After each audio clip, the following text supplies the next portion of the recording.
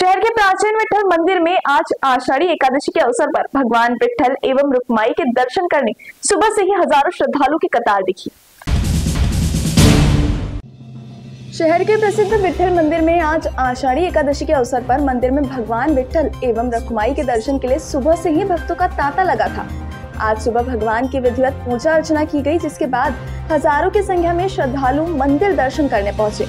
मंदिर में आने वाले श्रद्धालुओं को किसी प्रकार की परेशानी ना हो, इसके लिए मंदिर प्रशासन ने पूरी व्यवस्था की थी।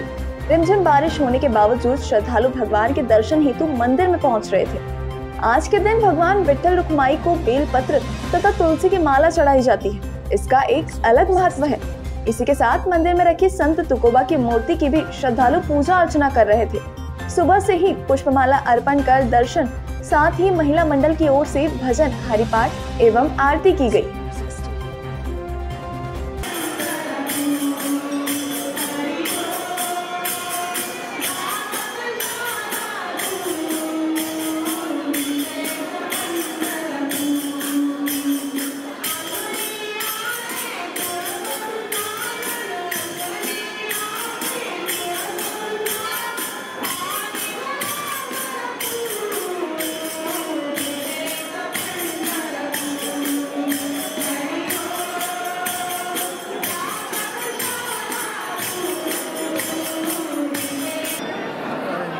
आषाढी एकादशीच्या निमित्तानं लोक दर्शनाला येत आहे आणि ही परंपरा मागील गेले 300 ते 350 वर्षापासूनची सुरू आहे।